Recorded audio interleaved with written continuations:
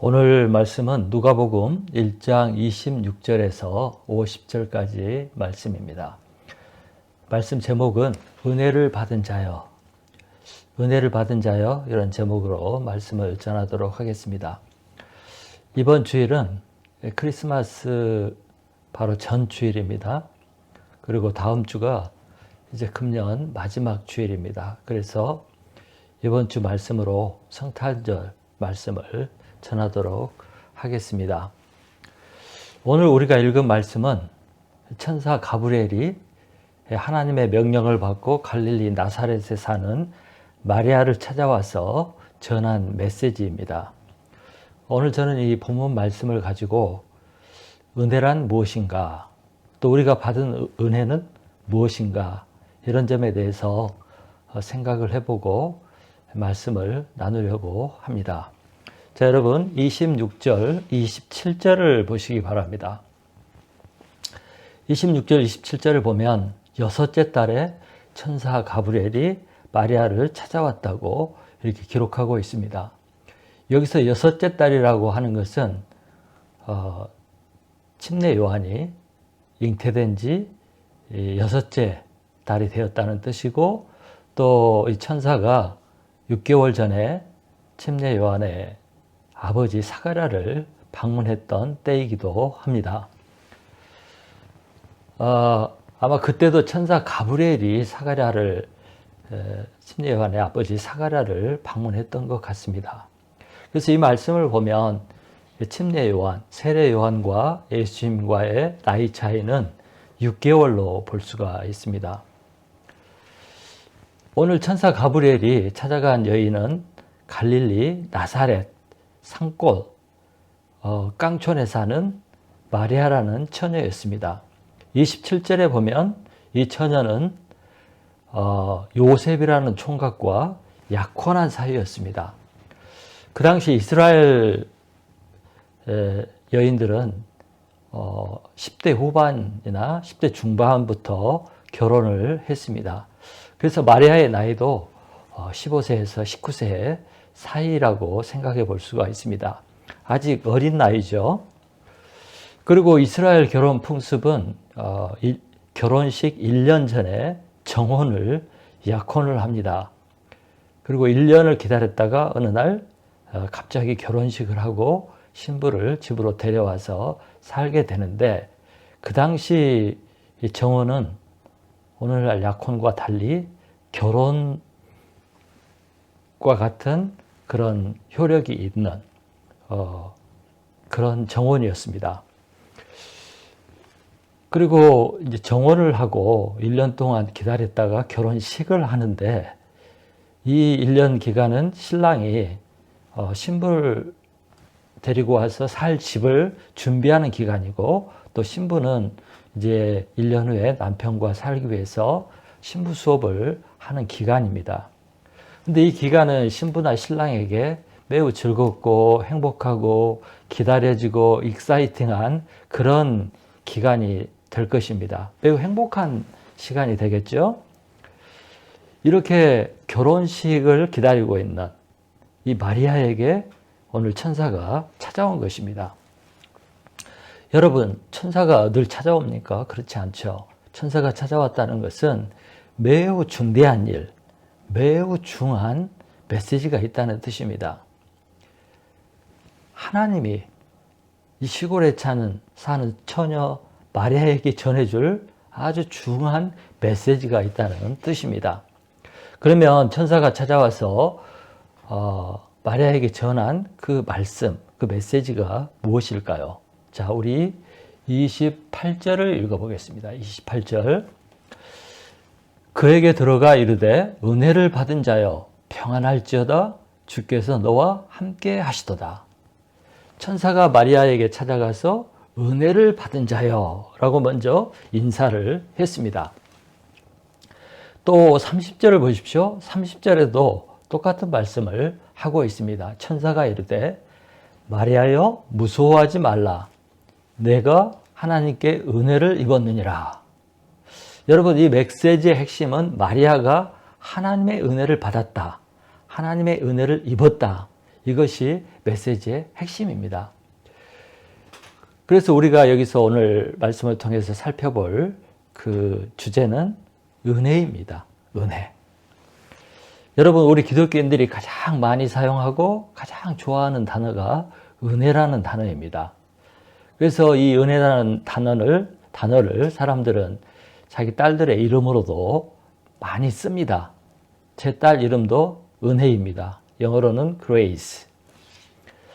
정말 은혜라는 단어는 듣기에도 아름답고 또 사랑스러운 단어고 들으면 기쁨 있는 그런 단어입니다.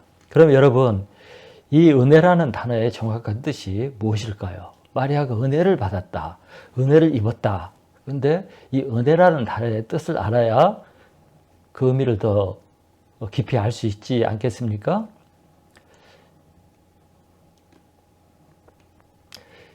은혜라는 단어는 신약과 구약에 엄청나게 많이 나옵니다. 구약에는 히브리 말로 써져 있고 신약은 헬라어, 그러니까 그리스 말로 사용되었습니다. 히브리 말로 은혜라는 단어는 여러 가지가 있는데 헤세드, 또 토브, 라존 이런 단어들을 사용하는데 대부분 이 단어들의 뜻은 호의, 호감, 또 총애, 은택, 또 어쩔 때는 불쌍히 여기는 거, 자비, 그런가 하면 사랑, 만족, 기쁨, 뭐 이런 즐거움, 이런 뜻들이 있습니다. 모든 좋은 의미를 가진 것이 이 은혜라는 단어의 뜻입니다. 창세기 6장에 보면 하나님께서 노아 시대 때 땅에 있는 모든 인간들과 생물들을 심판하시겠다고 그랬습니다. 왜냐하면 땅에 있는 사람들이 하나님 앞에 너무 죄만 짓고 사니까 하나님이 사람 지으셨음을 한탄하시고 심판하려고 마음을 먹었습니다. 그때 창세기 6장 8절에 보면 이런 말씀이 나옵니다. 그러나 노아는 하나님께 은혜를 입었느니라. 그러나 노아는 하나님께 은혜를 입었느니라. 당시 모든 사람들이 하나님 앞에 한탄스럽고 후회스럽고 하나님 보시기에 악한 그런 사람들이었지만 노아 한 사람은 은혜를 입었단 말이에요. 그 말은 하나님의 호의, 하나님의 총애를 받았다는 뜻이고 또 이 노아라는 사람은 모든 사람들이 하나님 마음에 안 들었지만 이 노아라는 사람은 하나님의 기쁨과 즐거움의 대상이 되었고 하나님의 눈에 띄는 그런 사람이었다는 것입니다. 그래서 노아는 하나님의 은혜를 입었는데 그 결과 모든 인류가 멸망했지만 노아와 그 가정은 구원을 받았습니다. 은혜를 받았다는 뜻이 이런 것입니다. 또 신약 성경에서 사용한 은혜는 그리스어로 헬라어로 카리스라고 합니다. 우리가 많이 쓰는 카리스마, 이 선물이라는 뜻인데 이 카리스에서 나왔습니다. 히브리어와 마찬가지로 이 그리스어로 카리스는 총애, 기쁨, 선물, 호의 뭐 이런 뜻이 있습니다. 이 단어를 천사가 마리아에게 사용한 것입니다. 은혜를 받은 자여, 은혜를 입은 자여. 결국 마리아는 하나님의 총애, 하나님의 호의, 이런 관심의 대상이 되었고 하나님의 기쁨이 되고 하나님의 주목의 대상이 되었다는 것입니다. 또한 오늘 말씀을 보면 은혜를 받은 자여, 은혜를 입은 자여 이렇게 표현한 것을 보면 이 은혜는 하나님께로부터 오는 것이고 하나님에 의해서 주어지는 것입니다. 그러면 마리아가 받은 은혜, 마리아가 받은 총애, 그건 구체적으로 무엇을 말하는 것일까요? 마리아가 하나님으로부터 사랑을 받고 총애를 받고 또 호의를 받았는데 그걸로 인해서 주어진 거, 받은 은혜가 무엇일까요? 자, 31절을 보면 알 수가 있습니다. 31절을 보고 같이 읽어보도록 하겠습니다. 보라, 내가 잉태하여 아들을 낳으리니 그 이름을 예수라 하라. 마리아가 하나님으로부터 받은 은혜는 아들을 낳게 되는 것입니다. 또 남녀가 결혼해서 아이를 낳고 아들을 낳는다면 그것은 은혜죠. 그 당시에는 정말 아들 낳는 것이 큰 은혜였습니다. 그러나 문제는 마리아가 요셉과 결혼식을 하고 부부가 되어서 아이를 낳는 것이 아니라는 것입니다. 또 요셉의 씨를 받아서 요셉의 아이를 낳는 것도 아닙니다. 결혼식도 하지 않고 같이 살지도 않고 요셉의 아이도 아닌 그런 아이를 임신하고 그 아이를 낳는다면 이것이 은혜일까요? 은혜가 아니죠. 어떻게 보면 이것은 저주고 임해서는 안 될 재난입니다. 재난. 심한 말로 하면 폐가 망신할 일이죠. 있어서는 안 될 일입니다. 한마디로 은혜가 아니죠. 그럼에도 불구하고 하나님은 마리아가 은혜를 입었고 구체적으로 아들을 낳는 은혜를 입었다는 것입니다. 은혜. 하나님은 그러므로 이 아들을 낳는 것이 하나님의 사랑을 받는 것이고 하나님의 총애를 받는 것이고 좋은 일이고 복을 받는 일이 아름다운 것이라고 지금 얘기하고 있는 것입니다. 그러면 왜 이것이 처녀가 남편의 아들도 아닌 아들을 낳는 것이 재난이 아니고 저주가 아니고 은혜가 될 수 있을까요? 그 이유는 마리아가 낳을 아들이 특별한 아들이라는 것입니다. 특별한 아들이기 때문에 이것이 저주가 아니고 은혜라는 것입니다. 자, 32절, 33절을 보시기 바랍니다. 32절, 33절. 그가 큰 자가 되고 지극히 높으신 이의 아들이라 일컬어질 것이요.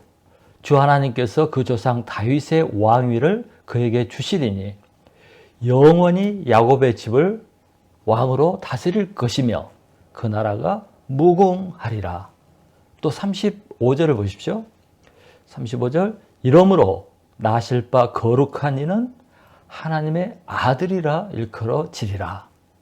이 말씀을 보면 마리아가 낳을 아들은 큰 자, 지극히 높으신 이의 아들, 다윗의 왕위를 이어받을 왕, 한 나라를 세우는 왕, 결국에는 하나님의 아들 이렇게 표현되고 있습니다.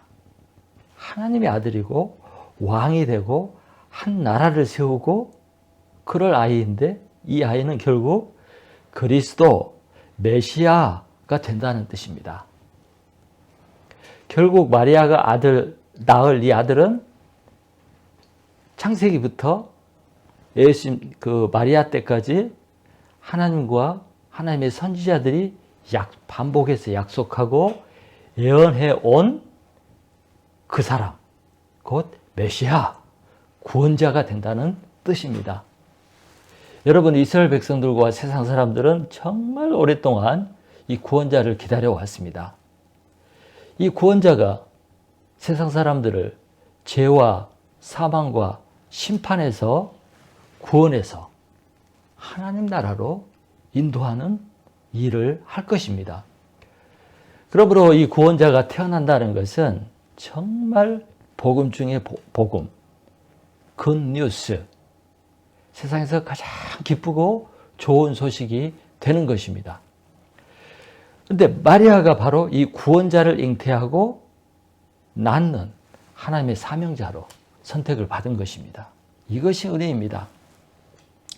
여러분, 이사야서, 구약 이사야서 7장 14절에 보면 메시아가 이 땅에 오는데, 인간의 몸을 입고 오는데 처녀의 몸을 통해서 태어난다고 예언이 되어 있습니다. 결혼해서 낳는 아이들은 부모의 아이가 되죠. 인간이 낳은 아이들은 다 부모의 죄의 혈통을 받은 죄인입니다. 그러므로 메시아는, 우리를 구원할 구원자는 하나님의 아들로서 우리 인간의 죄성을 타고나지 않은 인간으로서 와야 되는데 그 방법은 아버지의 씨를 받지 않고 처녀의 몸에서 태어나야 되는 것입니다. 그래서 예수님은 구원자는 구름을 타고 어느 날 성인이 돼서 이 땅에 푹 내려오는 것이 아니고 반드시 처녀의 몸을 통해서 이 땅에 와야 됩니다. 근데 여러분, 이 그리스도 메시아가 처녀의 몸으로 여자의 몸을 통해서 이 땅에 올 때 쓰임받을 사람은 인류 역사상 딱 한 사람밖에 없습니다. 왜냐하면 이것은 한 번 있을 일이기 때문입니다. 그런데 이 마리아가 바로 이 역사에 쓰임받게 되는 것입니다. 선택을 받고 쓰임받게 된 것입니다. 인류 역사에서 오직 한 여인에게만 임할 수 있는 이 은혜, 기회가 나사렛 깡촌에 사는 마리아라는 어린 처녀에게 돌아간 것입니다. 여러분, 인류 역사에서 가장 위대하고 놀라운 역사는 하나님이 인간의 몸을 입고 이 땅에 오신 사건입니다. 이보다 더 귀하고 쇼킹하고 또 소중한 역사는, 사건은 없습니다. 그런데 이 역사에, 이 일에 마리아가 바로 선택을 받고 쓰임받게 된 것입니다.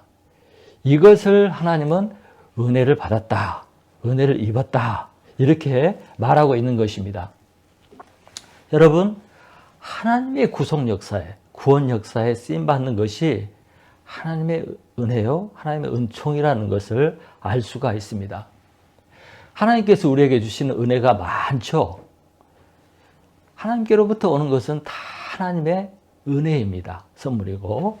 그런데 그 중에서도 최고의 은혜, 최고의 사랑, 최고의 총애를 받은 것은 하나님에 의해서 선택되고 하나님 구원 역사에 쓰임받는 것입니다. 이것을 우리는 은혜 받았다고 그러고, 이것이 바로 최고의 은혜인 것입니다. 정말 마리아는 세상에서 가장 축복을 받은 여인이 되었습니다. 세상 모든 사람들이 부러워하는 그런 은혜를 받은 것입니다.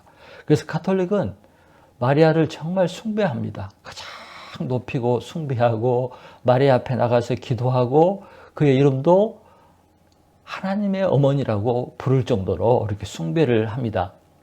그래서 42절에 보면 세례 요한의 어머니 엘리사벳이 이 마리아를 만났을 때 이렇게 얘기합니다. 여자 중에 네가 복이 있도다.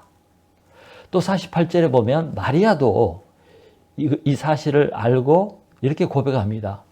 이제후로는 만세에 나를 복이 있다 일컬으리로다. 여러분, 마리아는 누구도 받을 수 없는 특별한 은혜를 하나님으로부터 받은, 정말 복받은 여인이 된 것입니다. 그러면 여러분, 마리아만 이런 특별한 은혜를 받았을까요? 마리아 한 사람, 이 여인 한 사람만 이런 특별한 은혜를 받은 것일까요? 그렇지 않습니다. 놀랍게도 우리도 마리아와 똑같은 그런 엄청난 은혜, 총애, 사랑을 받은 사람, 특별한 사랑을 받은 사람들이 바로 우리입니다. 어느 날 천사 가브리엘이 마리아를 찾아왔잖아요. 그래서 메시지를 전했잖아요. 은혜 받은 자여, 은혜 입은 자여, 평안할지어다. 이처럼 어느 날 하나님께서도 우리 인생에 찾아오셨습니다. 천사 가브리엘이 마리아를 찾아온 것처럼 하나님께서 내 인생에 찾아오신 것입니다. 그날이 바로 우리가 예수 그리스도를 믿은 날이고, 예수 그리스도를 영접한 날이고, 그날이 바로 예수 그리스도를 통해서 구원받은 날이고 하나님의 자녀가 된 날입니다. 내가 하나님을 찾아간 것이 아닙니다. 하나님께서 벌레 같고 티끌 같고 그 세상 수십억의 인구 중에 나를 아시고 나를 찾아온 것이에요. 한국으로, 캐나다로, 시골로 이렇게 찾아온 거예요. 하나님이 찾아오지 않으면, 하나님께서 나를 만나주시지 아니하시면 우리가 어떻게 예수님을 믿고 구원을 받은 사람이 될 수 있을까요? 그럴 수 있는 사람은 한 사람도 없습니다. 하나님께서 내 인생에 들어오시고 내 삶에 들어오시고 내가 살던 곳에 오셔서 나를 만나주시고 말씀을 주시고 구원의 은총을 베풀어 주신 것이에요. 이거 얼마나 놀라운 은혜입니까? 상상할 수 없는 은혜를 우리가 받은 것입니다. 구원은 정말 하나님께서 이루신, 철저히 하나님께서 이루신 은혜입니다. 그래서 성경은 이렇게 말하고 있습니다. 에베소서 2장 8절. 너희는 그 은혜에 의하여 믿음으로 말미암아 구원을 받았으니 이것은 너희에게 난 것이 아니요 하나님의 선물이라. 선물이 카리스마거든요. 카리스. 너희에게 난 것이 아니요 하나님의 선물이다. 갈라디아서 1장 6절에 내 어머니 태로부터 나를 택정하시고 그의 은혜로 나를 부르셨다. 내가 엄마 뱃속에 있을 때부터 하나님께서 나를 아시고 나를 택해서 나를 부르셨대요. 나를 찾아오신 거예요. 에베소서 2장 5절부터 보면 이런 말씀이 나와요. 허물로 죽은 우리를 그리스도와 함께 살리셨고 너희는 은혜로 구원을 받은 것이라. 너희는 그 은혜에 의하여 믿음으로 말미암아 구원을 받았으니 우리가 구원받은 것은 우리가 죄인임에도 불구하고 하나님께서 우리를 찾아오시고 하나님의 은혜로 구원을 받았다는 것입니다. 성경은 우리가 은혜로 값없이 한 것도 없이 오직 믿음으로 구원을 받았고 영생을 얻었고 의롭게 되었다고 말씀하고 있습니다. 아무것도 한 것이 없고 자격도 없고 죽어 마땅할 죄임에도 불구하고 하나님 우리를 사랑하시고 긍휼을 베푸셔서 구원을 받았다고 합니다. 이것이 바로 은혜입니다. 그런데 이 은혜가 이것으로 끝나는 것이 아닙니다. 요한복음 1장 12절에 보면 이렇게 나와요. 영접하는 자, 곧 예수 그리스도의 이름을 믿는 자들에게는 하나님의 자녀가 되는 권세를 주셨다. 하나님의 자녀가 되는 권세를 주셨다. 또 베드로전서 2장 9절 10절은 이렇게 나옵니다. 너희가 전에는 백성이 아니더니 이제는 하나님의 백성이요 전에는 긍휼을 얻지 못하였더니 이제는 긍휼을 얻은 자니라. 너희는 택하신 족속이요 왕같은 제사장들이요 거룩한 나라요 그의 소유된 백성이니라. 또 로마서 1장 5절은 예수 그리스도로 말미암아 우리가 은혜와 사도의 직분을 받았다고 말씀하고 있습니다. 여러분, 구원을 받은 것이 은혜인데 이 은혜 이외에 더 큰 은혜를 우리가 받았는데 그것은 우리가 하나님의 자녀가 된 것입니다. 우리는 피조물이었어요.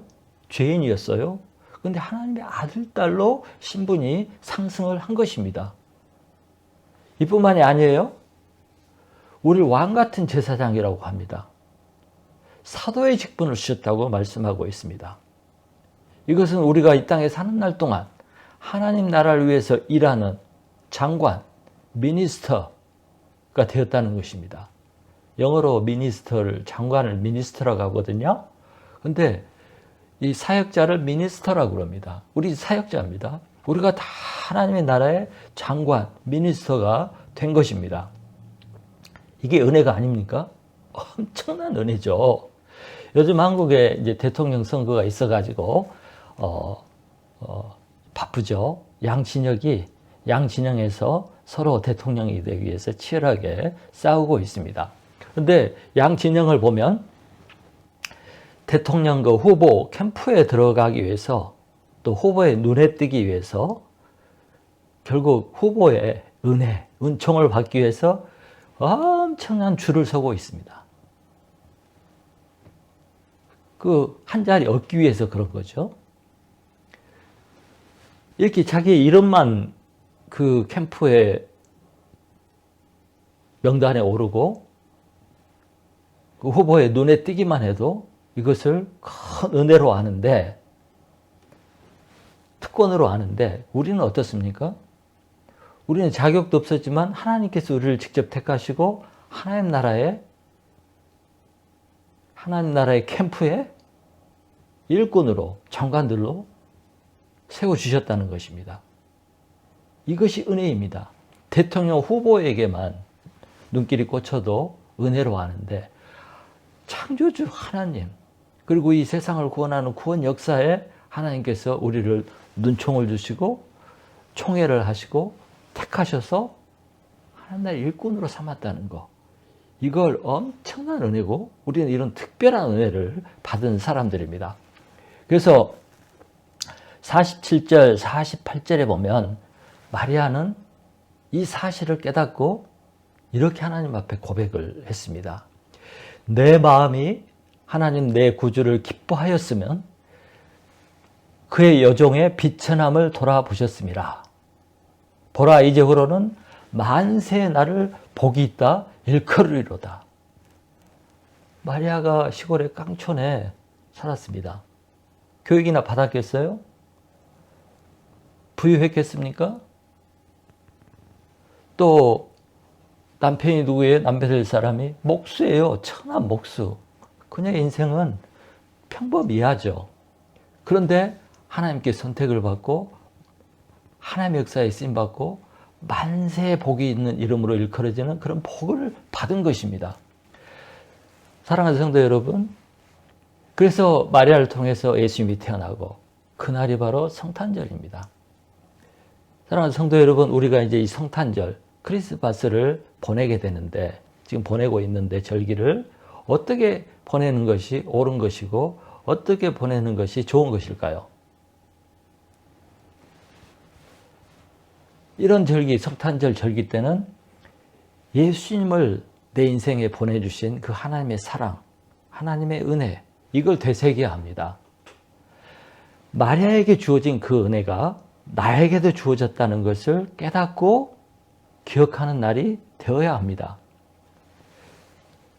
깡촌에서 자란 그 마리아를 택하시고 무식한 그 마리아를 택하시고 집안도 좋지 않고 가진 것도 없는 이 마리아를 택하시고 쓰신 그 하나님께서 나도 똑같이 그렇게 해주셨다는 것을 알고 깨닫고 감사하며 영광 돌리는 그런 절기가 돼야 되는 것입니다.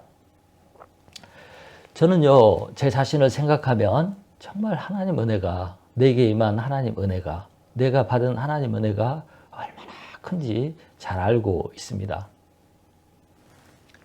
저는 똑똑하지도 않고 원래 건강하지도 않고 튼튼하지도 못했습니다. 또 잘난 것도 없고 아는 것도 별로 없고 특출한 것도 없는 평범하지 않은 평범이하의 그런 사람이에요. 죄성도 많고 부족한 것도 많고 그런 저예요.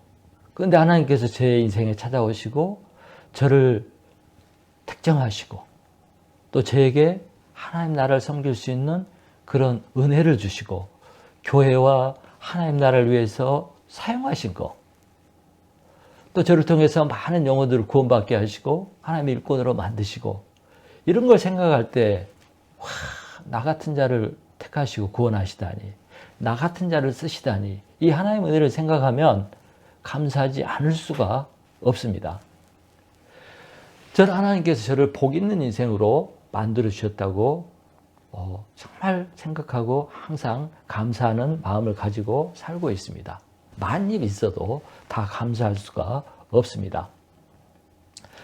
다윗은 사무엘하 7장 18절에서 이렇게 말을 했어요. 다윗이 사무엘하 7장 18절에서 다윗 왕이 여호와 앞에 들어가 앉아서 이르되 주 여호와여, 나는 누구이오며 내 집은 무엇이기에 나를 여기까지 이르게 하셨나이까. 다윗은 목동이었어요. 그 집의 막내였어요. 배운 것도 없는 사람이었어요. 이런 다윗을 하나님께서 택하셔가지고 왕으로 삼으시고 왕가를 이루게 하시고 그 다윗 왕가에서 메시아가 오게 했습니다. 다윗은 자기같이 초라하고 못나고 부족한 이런 사람을 택하시고 왕으로 세우신 그 하나님의 은혜를 생각하고 또 자기 가정을 돌봐주시는 그 하나님의 은혜를 생각할 때 내가 도대체 누구이며 내 집이 누구이시길래 내게 이런 은혜를 베푸시는가, 그런 고백을 했습니다. 저도 이런 고백을 할 수밖에 없습니다. 도대체 나와 내 집이 무엇이 간데 나와 우리 가정에 이렇게 은혜를 베풀어 주시는가, 이런 고백이 절로 나오게 됩니다. 사랑하는 성도 여러분, 우리 모두는 저뿐만 아니라 마리아뿐만 아니라 다윗뿐만 아니라 우리 모두는 이런 정말 감당할 수 없는, 만입 있어도 다 감사할 수 없는 이 은혜를 받은 사람들입니다. 우리 모두가 그런 은혜를 받았습니다. 하나님의 눈에 들었고요. 하나님의 총애를 받았고요. 하나님의 특별한 선택을 받았습니다. 그래서 하나님의 호적에 우리 이름이 들어가고 평생 하나님의 사랑과 돌보심을 받고 뿐만 아니라 하나님 구원 역사에 쓰임받고 하나님의 나라의 그 분점인 교회 일꾼으로 쓰임받고 또 그 교회에서 우리 미니스터로 사역자로 모두가 쓰임받고 이런 삶을 살고 있습니다. 이 은혜가 얼마나 큽니까? 얼마나 놀랍습니까? 그러므로 우리는 이때 이 하나님 은혜를 항상 기억하고 내게 임하신 이 하나님의 은혜가 헛되지 않도록, 헛되지 않는 그런 삶을 살아야 되는 것입니다. 사도 바울은 하나님의 원수로 살았습니다.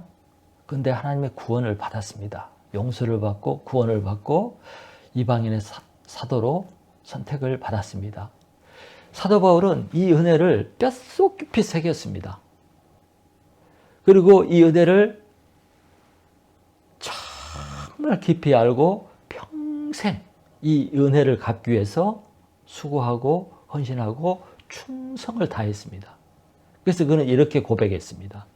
고린도전서 15장 10절에 그러나 내가 나 된 것은 하나님의 은혜로 된 것이니 그의 은혜가 헛되지 아니하여 내가 모든 사도보다 더 많이 수고하였으니 내가 한 것이 아니요 오직 나와 함께 하신 하나님의 은혜로다. 정말 바울은 엄청난 사역을 한 사람입니다. 그 사역을 할 수 있었던 동기가 하나님의 은혜를 안 것입니다. 자기에게 임한 하나님의 은혜. 베드로는 어땠습니까? 베드로는 예수님을 3번이나 부인했던 배반자였습니다. 그런 그를 예수님께서 다시 받아주셨습니다. 베드로는 이 은혜를 평생 기억하고 죽기까지 충성하며 살았습니다. 그가 로마에서 십자가에서 순교할 때 그는 예수님같이 죽을 수 없다고 십자가에서 거꾸로 매달려 죽었습니다. 12사도가 다 순교했습니다. 충성을 다했습니다. 여러분 누가 끝까지 하나님을 위해서 충성할까요? 은혜를 받은 사람이 아니라 은혜를 아는 사람입니다. 은혜를 아는 사람이 끝까지 충성과 헌신을 하는 것입니다. 왜냐하면 은혜는 다 받는 것입니다. 우리 은혜 다 똑같이 받았습니다. 은혜를 아는 만큼, 은혜를 기억하는 만큼, 은혜를 깨달은 만큼, 은혜를 감사한 만큼 충성하고 헌신하게 되는 것입니다. 은혜가 부족해서 충성하지 못하고 헌신하지 못하다고 말할 수 있는 사람은 한 사람도 없는 것입니다. 은혜를 못 받아서가 아니라 은혜를 몰라서 못하는 것입니다. 우리는 모두 은혜 받은 자들입니다. 말로 다 할 수 없고 평생 갚아도 갚을 수 없는 큰 은혜를 받은 사람, 특별한 은혜를 받은 사람들이 바로 우리들입니다. 그래서 하나님께서는 우리를 이렇게 부르십니다. 은혜 받은 자여, 은혜 입은 자여, 이렇게 우리를 부르십니다. 이제 우리는 크리스마스 성탄절을 보내고 또 연말을 맞고 이런 기간을 보내고 있습니다. 이럴 때 하나님이 내게 주신 은혜를 다시 기억하고 받은 은혜를 다시 생각해 보는 시간을 가져야 합니다. 그리고 이 은혜를 내년에는 어떻게 감당하고 내년에 이 은혜를 어떻게 하나님께 갚을 것인가, 이걸 생각하고 다짐하고 결단하는 그런 기간이 되어야 한다고 저는 생각합니다. 이런 마음을 가질 때 우리가 새해를 바른 마음으로 맞이할 수 있고 또 새해에도 2022년 새해에도 충성스러운 헌신하는 하나님의 자녀로, 하나님의 일꾼으로 살아갈 수 있게 될 것입니다. 이런 은혜, 하나님의 은혜를 다시 기억하고 마음에 새기고 이 은혜를 어떻게 갚을 것인가 기도하는 그런 은혜가 저와 여러분들에게 있기를 간절히 축원합니다. 성탄절 잘 보내시기 바랍니다. 다음 주에 뵙도록 하겠습니다.